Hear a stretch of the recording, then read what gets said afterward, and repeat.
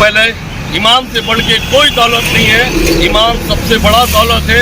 आप पहले ईमान मजहब इस्लाम के ऊपर या इंसानियत के ऊपर में कोई भी कुछ बोलेगा तो आवाज़ उठाएं। एक हो, ईमान से बढ़ के कोई दौलत नहीं।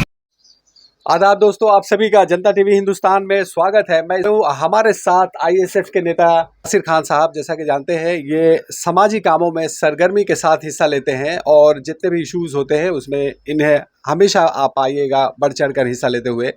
आज जो सबसे बड़ा मामला चल रहा है, जैसा कि आप जानते हैं कि ममता बनर्जी का कोई एक वीडियो है जो सर्कुलेट कर रहा है। वीडियो की जांच नहीं की गई, ये फेक है या ओरिजिनल है इसका बाद में पता लगेगा। लेकिन इसी मुद्दे को लेकर यहाँ पूरे बंगाल में एक तरह से शोर मचा हुआ है। इस सिलसिले में ही एक खातून जर्नलिस्ट को डिटेन किया गया था, कई घंटों तक उसे थाना में बैठा कर रखा गया था।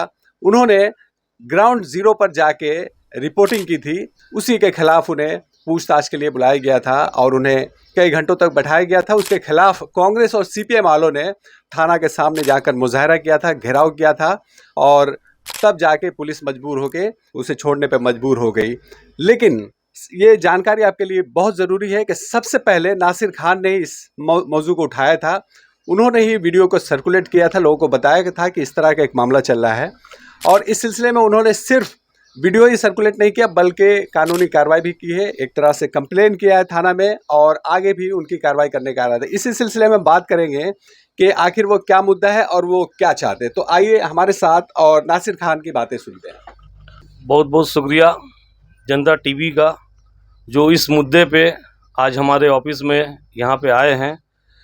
ये मुद्दा आज से 6 दिन से ये मुद्दा चल रहा है कि ममता बनर्जी अपने बयान में उन्होंने महाभारत, गीता, कुरान, बाइबल तमाम को अपने कामों से, जितने मजहबी किताब हैं तमाम मजहबी किताब को अपने कामों से, अपने विकास के कामों से उसमें तुलना किया, जिसे हम लोग जानते हैं और समझते हैं।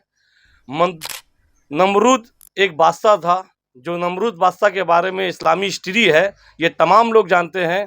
आज ममता बनर्जी जिस तरह से बयान दे रही हैं, जिस तरह से अपनी बातों को रख रही हैं, हम लोगों को नमरूद बादशाह याद आ रहा है।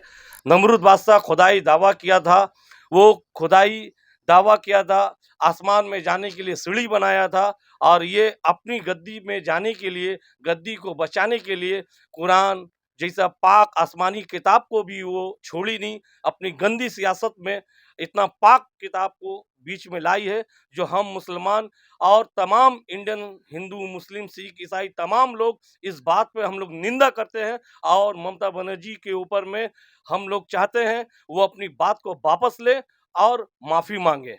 जब वीडियो आया, ये वीडियो आने के बाद सबसे पहला आवाज़ अगर उठा है ममता बनर्जी के खिलाफ, तो हमारे इंडियन सेकुलर फ्रंट के चेयरमैन जनाब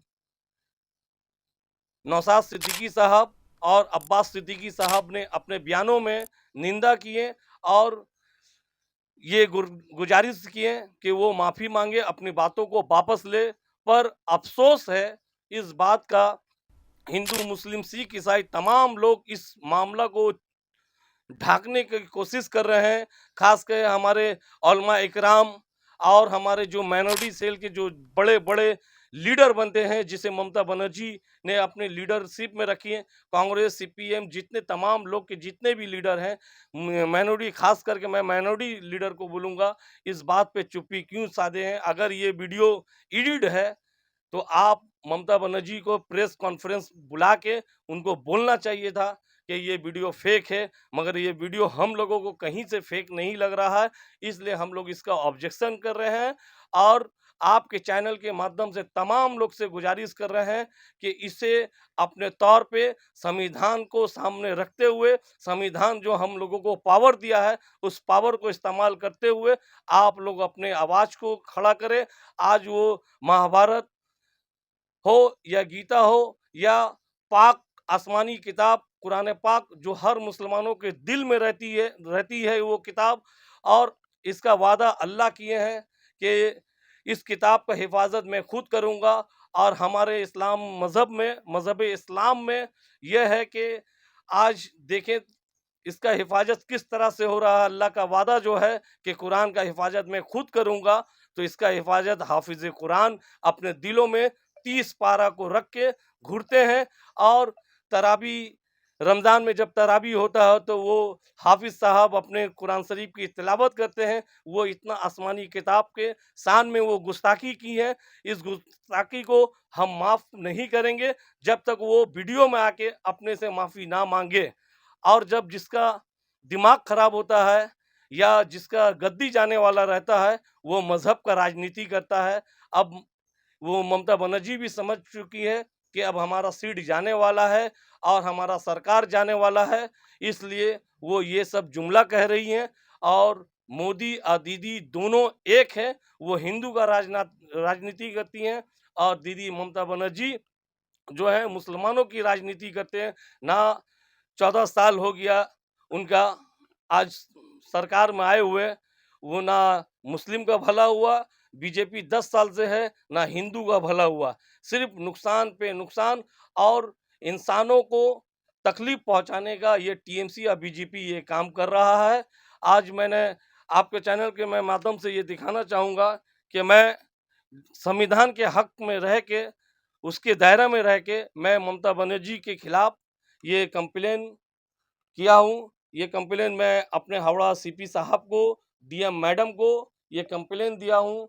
ये कंप्लेन में एकदम साफ क्लियर से मेरी रिक्वेस्ट है, उसमें दरखास्त थी कि सर ये जो ममता बनर्जी जो हमारी बंगाल की सीएम है, उन्हें इस बात से माफ़ी मांगना चाहिए। इसलिए माफ़ी मांगना चाहिए, वो जिस तरह से बात की हैं, अगर ये वीडियो फेक है तो वो इस वीडियो का कार्रवाई करे। वो अपने लाइव वीडियो में आके बोले, अपने ट्विटर से एक मैसेज करें कि ये वीडियो फेक है। मगर आर बंगला जो ये वीडियो को निकाला, आर बंगला वाला से क्यों नहीं अभी तक ममता बनर्जी या ममता बनर्जी की सरकार के लोग सवाल किए? ये मेरा सवाल है आपके चैनल के माध्यम से। और मैं तमाम अहले इंसानियत से गुजारिश करूँगा, अपील करूँगा, दरख्वास्त करूँगा कि जहाँ मज़हब का बात हो तो वहाँ पे राजनीति नहीं होना चाहिए। आप लोग तमाम लोग इस बात को समझें और अपने-अपने तौर से इस बात को आवाज़ उठाएँ। कल हो के फिर और कोई फ़िरका परस्त पार्टी आवाज़ ना उठाए। दो सवाल नासिर भाई, एक ये कि आप आईएसएफ से आपका ताल्लुक है, नौशाद सिद्दीकी का भी आईएसएफ से ताल्लुक है, इस तरह ये एक सियासी पार्टी है, तो आप अपने मुखालिफ सियासी पार्टी के खिलाफ एक मुद्दा उछाल कर वोट अपने तरफ करने की कोशिश कर रहे हैं, एक सवाल। दूसरा ये कि ममता बनर्जी ने वीडियो में कहीं भी जानबूझकर इस तरह की बात नहीं की है। वो अपने कारनामे, अपने जो उन्होंने तरक्याती काम किए, उन्नयन के जो काम किए हैं, उसको बताने के चक्कर में उन्होंने तमाम मजहब के किताबों को हवाला दे दिया है। क्या कहना चाहिए? वो अपने कामों को जो गिना रही हैं तो कामों को गिनाएँ। मैं गिनाऊँगा, वो उनको जो काम करना चाहिए वो काम नहीं किए। अभी तक बंगाल में जो काम होना चाहिए वो काम नहीं हुआ। ये लक्खी भंडार, लक्ष्मी भंडार, ये जितने भी भंडार हैं वो अपने वोट भंडार के लिए ये सब भंडारी कर रहे हैं। अगर सही में मुद्दा है, स्टूडेंट को एक कॉलेज अच्छा मिलना चाहिए, स्कूल मिलना चाहिए, हॉस्पिटल मिलना चाहिए। मैं हावड़ा में रहता हूँ, हावड़ा में समाजी काम और सियासी काम करता हूँ। आज देख लें पूरे हावड़ा डिस्ट्रिक्ट में एक हावड़ा हॉस्पिटल है, उसके बाद दूसरा Howrah hospital, district Howrah hospital नहीं बना है। आप देख लें जहाँ पे जो सरकारी स्कूल है, फिर कोई नया स्कूल, नया सरकारी स्कूल नया तौर पर नहीं बना है।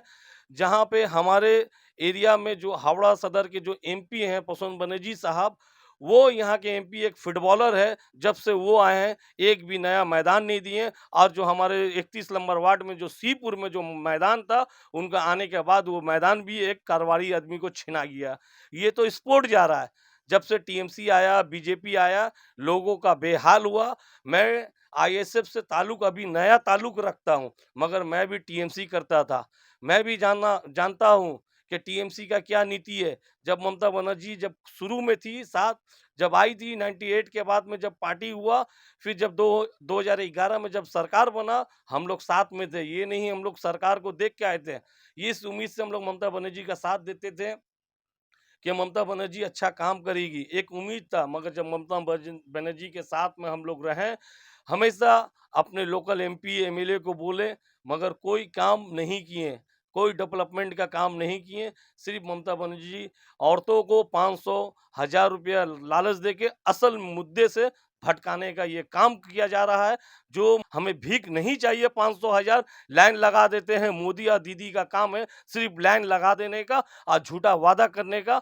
जो आवाम को काम करना चाहिए वो होना चाहिए। और ये जो कुरान ने पाक की जो शान में गुस्ताखी की है, वो बोल रही हैं कि ये कुरान शरीफ मिट जाएगा, मगर मेरा स्कीम नहीं मिटेगा। मैं कहना चाहता हूँ उनका स्कीम 2 मिनट में मिट जाएगा। 2 मिनट में आवाम चाह लेगा तो 2 मिनट में मिट जाएगा। उनका सरकार जाएगा और ये स्कीम जाएगा। अभी मेरा नया सरकार आएगा, ये स्कीम अच्छा नहीं लगेगा तो हम इसको हटा देंगे। कल कोई और का आएगा तो वो हटा देगा। मगर कुरान है, कुरान था, कुरान रहेगा इंशाअल्लाह ताला।